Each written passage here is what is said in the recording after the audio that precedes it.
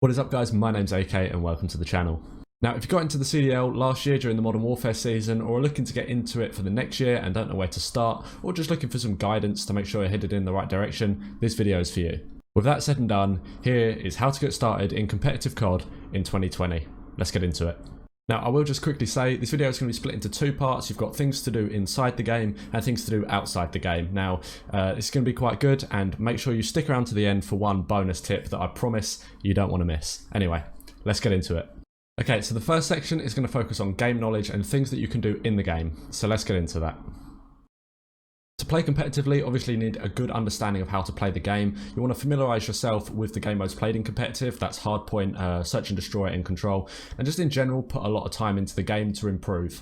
And now, contrary to what many competitive players will tell you, public matches is a great place to actually work on your skills, work on your shot, and get a lot of game time in. Maybe set yourself a goal, maybe say to get dark matter, something like that. A big goal that's going to mean you're going to need to put a lot of time into public match. So even though it's public matches, maybe the level of competition isn't that high, just the fact that you're playing the game, putting the time in, you're going to be improving.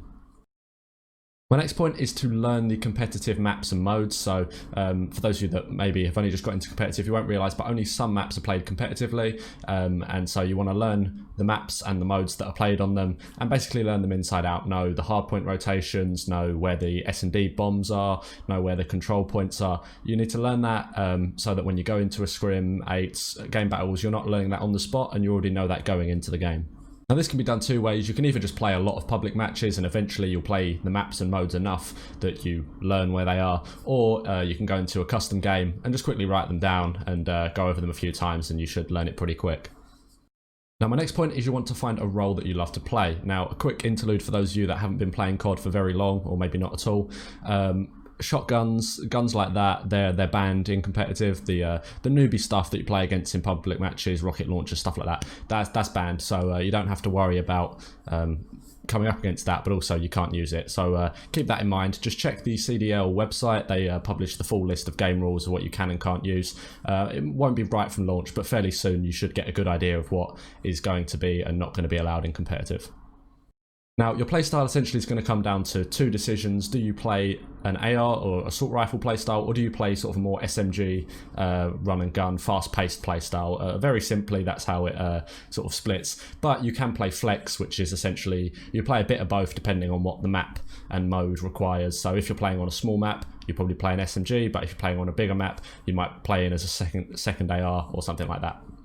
But having said that, I would recommend having a solid foundation in one, and then if you're going to play flex, just do that as well. But definitely have a solid foundation in either AR or SMG, depending on your playstyle. Now, one thing I do just want to add is that what I found in the competitive COD community is people are scared of change. If there's a set meta, say 2 or 3 weapons that are good, and you're playing something else, regardless of how well you're doing, everybody will look down on you for using something different the first time they see you use it. But if you use something different and you end up beating them, you bet the next game they're setting up that class as well. So use what you like and what you're successful with, not necessarily what everyone says you have to use. Now, lastly, I don't know if we're going to have a League Play implemented from very early on, but the moment League Play does drop, you've got to play it. It's competitive modes, competitive maps, competitive rule set. It's just great to get in that practice on the maps, and it's like public matches, but done right. So yeah, if League Play's out, make sure you're putting some time into it. So my next section is what you should actually be playing when it comes down to playing competitively. Now, League Play is good, but for those of you that really want to compete, the nature of League Play means the level of competition is never going to be as high as you can compete in. So this is where you have to look for other sources of playtime. Now, the first place to look, personally, I'd say is 8. Now, 8 is just a collection of 8 random competitive players who are drafted onto 2 teams and play against each other. Sounds simple enough, and it pretty much is. Generally, you only really play hardpoint just because it's a fast-paced game mode, and it's probably one of the most exciting. So when you've got 8 random people, it's generally what they want to play. Now, playing this and making connection with other players is a good way to sort of get your name out there to start with, and it will help you make connections for new players and new teams in the future. So the more you can play it, the more it's going to benefit you. Also, if you find yourself frequently playing with the same people, which generally you will, you sort of get into a community and then you keep playing with the same sort of people, they can actually sort of build you up as a reputation as a good player, obviously provided that you're playing well. But if they see you week in, week out, putting up the numbers in 8s, then that's going to sort of think, okay, he's a good player. And then you never know, if a spot comes up on a team that they're in, or they're looking to build a team, they might come to you and give you an offer. Now, the next place to look is Game Battles, often referred to as GBs, and Game Battles is a website to play competitive matches against other people, and it's also where the Challengers is hosted. So here you can build teams and schedule matches against other teams, and also play in tournaments for money and Game Battles XP. A quick note is that most of what's played on Game Battles is Search and Destroy. It's just generally what's scheduled on Matchfinders. There's a lot of Search and Destroy tournaments, pretty much everything but Challengers on Game Battles is Search and Destroy. So if you're playing 8s in your if you're playing Hardpoint in your 8s, you can work on your S&D on Game Battles. So it's good to have a bit of both.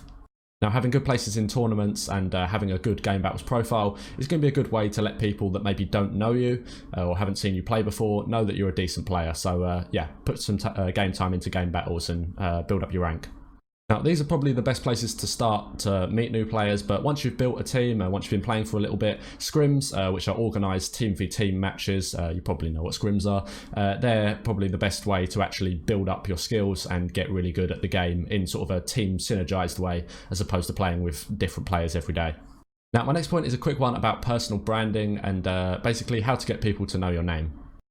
So you want to find yourself a unique name, and as much as possible try and stick with it across all of your online presence. As you can see, I've got my YouTube channel and my Twitter both there with the AK name, and if I make a Twitch to start live streaming, I'll put that as AK as well, just so that people know when they see AK, they know it's me, or the other stuff that comes up when you search AK. But for competitive Call of Duty, it's me, so that's how people can sort of find me and know that it's me. Now, I'd include that to also be your in-game name, like your in-game username. Make sure that that is your name as well. So if people see you in a public match and they know you from Twitter or know you from YouTube, they'll go, oh, is that you? Whereas if you're Potato Gamer 156 or something that nobody knows, they're not going to be able to sort of make that connection. And yeah, it's just good that you can be making those connections with other players. And this will also help people find your Twitter, your YouTube, and all your other social channels, but I'll get onto why that's important in a bit. So my last segment is about social media and networking and its importance for people that are looking to play competitively. First of all, I can really recommend starting a personal brand, be this a live stream, a YouTube channel, or even just being active on Twitter, responding to people, replying, making your own tweets, stuff like that, because all of this will help you build a following, which will eventually help you get noticed by better players and better teams. Now, back in my previous organisation, Radiant, before that folded, Nathan, the owner, made a really good series. You can see that on screen. There'll be a link to that in the description as well. And yeah, it's essentially on this topic of building a personal brand, talking to orgs, all that sort of stuff. So I definitely, if you're interested in that, go check that out. There'll be a link to the playlist in the description. Now, next, I'm going to be talking about the social media platforms that you're going to want to get. Twitter is by far the most important of them all, and it's pretty much where everything competitive COD happens. So if you don't have it already, go and download it right now. I'll wait for you. Go and download it, and then make an account, and then you want to make sure that you're following the right pages. So what I'll do is I'll go through a few of them that I think should be a go-to follow for competitive Call of Duty players. So first of all, the official COD League, as well as the COD Gamepedia. These are good pages just for news and updates on the league and the competitive Call of Duty situation. It just means you're going to be informed, you're going to know what players are going where, for those of you that will be watching the competitive play, which I recommend if you're trying to play, watching it's very important. But yeah, it's just good for news and keeping up to date. Now, Charlie Intel, the same, but as well as for the league, it's just for everything about the game, really. You've got updates and especially patch notes is why I follow them. If you're in the game and you see there's new patch notes, you want to quickly go have a quick scan through. Does it affect anything in competitive play? Do the patches, is it like, say, the main gun that's used in competitive? Are they tuning it? Are they changing it? Because if they are, you want to note that down or just mentally think, is this going to change the way the gun plays? And then have a go. And then if you find something else is better, you're going to make that change. Whereas if you're not up to date, you might still be using the old guns, which maybe aren't as good anymore. Now, CDC Update is a great place for all Call of Duty Challengers information.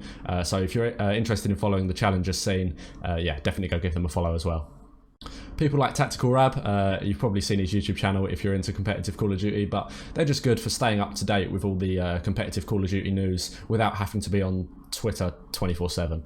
Then there's a whole range of different pros and teams that you can follow just to stay up to date, or if you're fans of a certain team, then yeah, go ahead, give them a follow, because, well, yeah, why not? Also, the competitive Call of Duty subreddit is a really good place for competitive news, memes, and also any Discord groups that you're interested in. They're a good place to go to, just because Discord is a place where 8s are sometimes set up. If not, 8s will be on Twitter. Just note that down.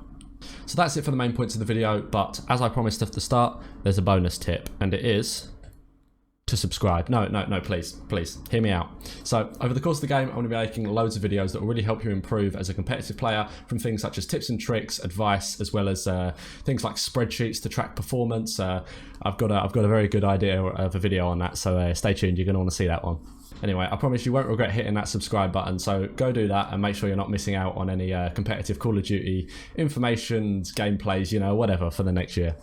So with that said and done, thanks a lot for watching. Make sure to drop a like if you enjoyed the video, and I'll see you all soon. Have a good one.